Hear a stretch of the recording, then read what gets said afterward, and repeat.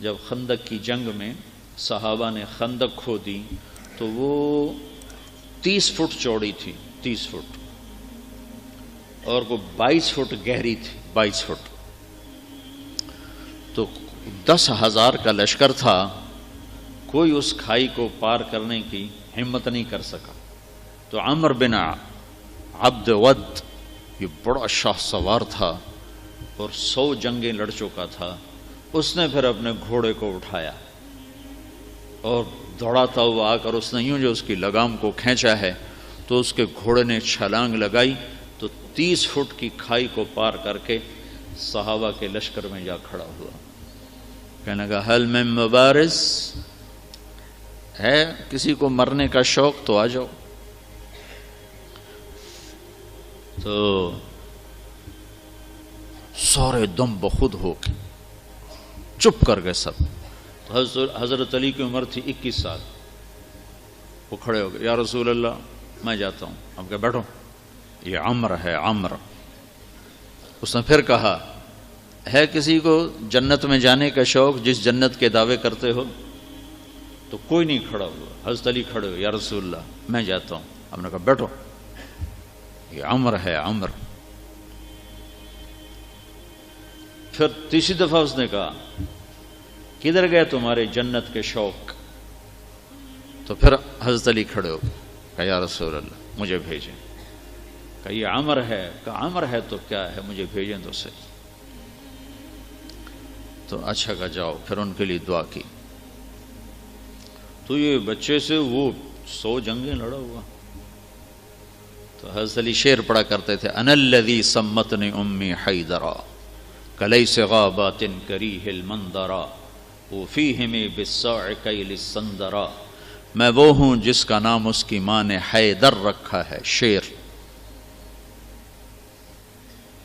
جو جنگل کا بڑا شیر شہنشاہ ہوتا ہے، اور میری تلوار ناپ تول کے کھوپڑیاں توڑتی ہے۔ تو جب وہ آئے نا تو اس نے پہچانا نہیں، کہنے لگا کون ہو؟ کہا علی۔ کہا بن عبد مناف؟ وہ پیچھے لے گئے۔ کہا نہیں بن ابی طالب کو، بھتیجے تو کہاں سے آ گیا؟ میں نہیں تمہیں قتل کرنا چاہتا۔ وہ اتنا مطمئن تھا، کہا میں نہیں تمہیں قتل کرنا چاہتا۔ کہا چاچا میں تو تمہیں قتل کرنا چاہتا ہوں۔ تو اس کو اتنا غصہ آیا، اس نے گھوڑے سے چھلانگ لگائی، وہ علی پہ ایسا جارحانہ حملہ کیا کہ علی کو پیچھے دھکیل دیا۔ تو غبار اٹھا، دونوں غبار میں چھپ گئے۔ تو اللہ کے نبی نے ہاتھ اٹھایا، یا اللہ علی کی مدد فرما۔ تو اس نے تھوڑی دیر کے بعد اس نے جو وار کیا جو سر پہ لگا حضرت علی کے ترچھا، اور کندھے پہ آ کے لگا، کندھا زخمی ہو گیا۔ تو اتنے میں حضرت اللہ کے نبی کی دعا ہوئی، یا اللہ علی کی مدد فرما۔ تو حضرت علی نے بڑھ کے وار کیا، اس نے ڈھال پہ روکا، وہ ڈھال کٹ گئی، سیدھا اس کی کھوپڑی پہ لگا اور 2 ٹکڑے ہو کو نیچے گر گیا۔ حضرت حسن اور حسین بیمار ہو گئے۔ تو اللہ کے نبی خبر لینے آئے تو دونوں بچے بیمار تھے۔ تو آپ نے کہا حضرت فاطمہ سے روزے کی منت مان لو کہ اللہ تعالیٰ بچوں کو شفا دے تو ہم روزے رکھیں گے۔ تو دونوں میاں بیوی نے 3 روزوں کی منت مانی کہ اللہ ہمارے بچوں کو شفا دے، ہم روزہ رکھیں گے۔ تو اللہ نے ان کو ٹھیک کر دیا۔ تو دونوں میاں بیوی نے روزہ رکھا اور افطاری کا سامان گھر میں نہیں تھا۔ تو ایک یہودی تھا شمعون، حضرت علی اس کے پاس گئے، کہا کوئی مزدوری ہے؟ کوئی مزدوری ہے؟ کہاں ہے؟ یہ اون ہے، یہ صاف کر دو تو تمہیں جو دوں گا، کچھ جو دوں گا۔ تو وہ اون لے کر گھر میں آئے، حضرت فاطمہ کو دی کہ صاف کر دو۔ انہوں نے اس کو دوپہر تک صاف کیا، وہ واپس لے گئے۔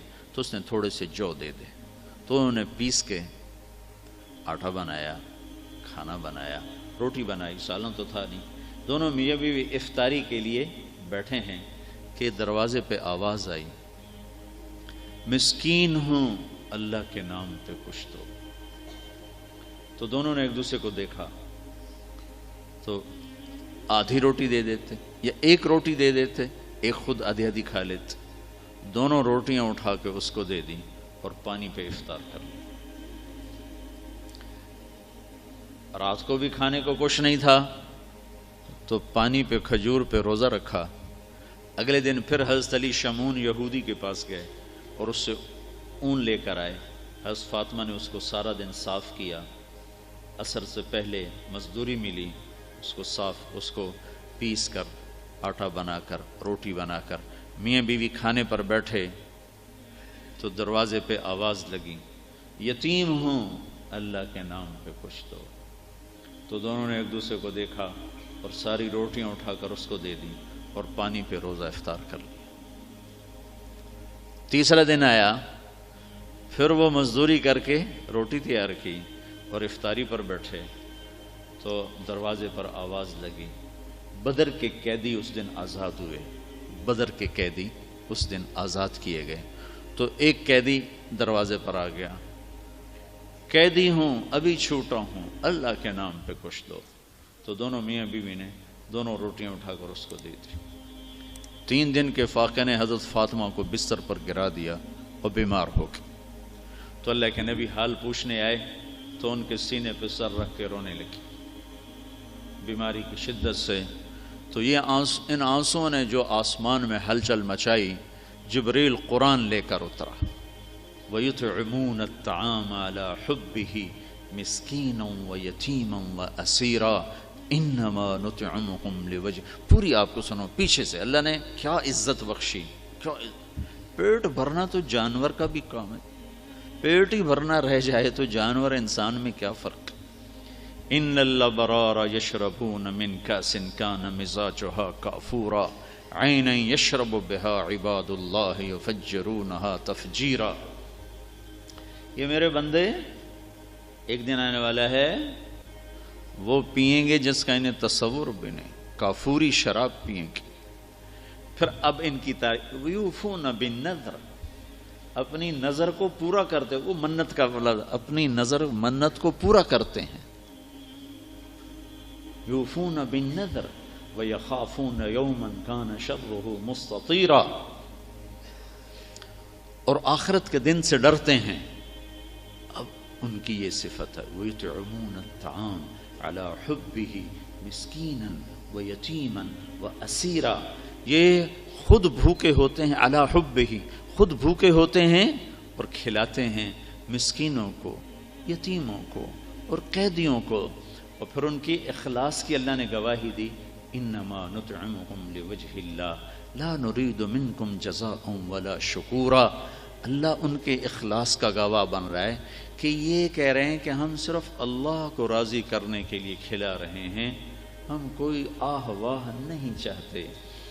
انا نخاف من ربنا یوما عبوسا قمطریرا، ہمیں اس دن سے ڈر لگتا ہے جس دن، جو دن بڑا خوفناک ہیبتناک ہے۔ پھر اللہ نے آگے بشارت دی، فوقاہم اللہ شر ذلک اليوم ولقاہم نضرۃ وسرورا وجزاہم بما صبروا جنۃ وحریرا متکئین فیہا علی الارائک لا یرون فیہا شمسا ولا زمہریرا ودانیۃ علیہم ظلالها وذللت قطوفها تذلیلا۔